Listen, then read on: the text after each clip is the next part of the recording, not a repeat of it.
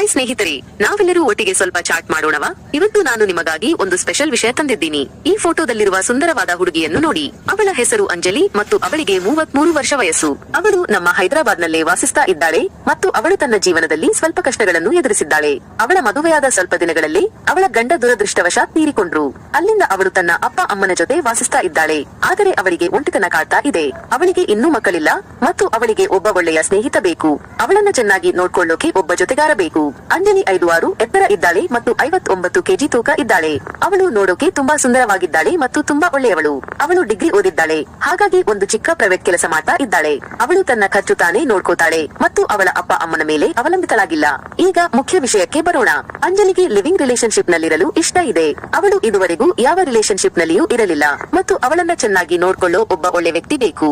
ಅವಳ ಅಪ್ಪ ಅಮ್ಮ ಅವಳನ್ನ ಅಷ್ಟಾಗಿ ಕೇರ್ ಮಾಡಲ್ಲ, ಅದಕ್ಕೆ ಅವಳಿಗೆ ಒಬ್ಬ ಜೊತೆಗಾರ ಬೇಕು. ವಯಸ್ಸು ಅವಳಿಗೆ ಒಂದು ಸಮಸ್ಯೆಯೇ ಅಲ್ಲ. ಅವಳಿಗಿಂತ ಚಿಕ್ಕವರಾಗಲಿ ದೊಡ್ಡವರಾಗಲಿ ಅಥವಾ ತುಂಬಾ ವಯಸ್ಸಾದವರಾಗಲಿ ಅವಳಿಗೆ ಓಕೆ. ಆದರೆ ಅಂಜಲಿಗೆ ಮದುವೆ ಆಗೋಕೆ ಇಷ್ಟ ಇಲ್ಲ.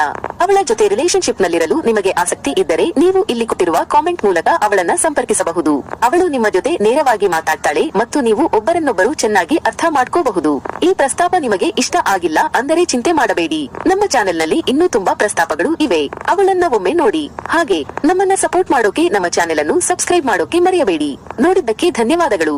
ಇನ್ನೊಂದು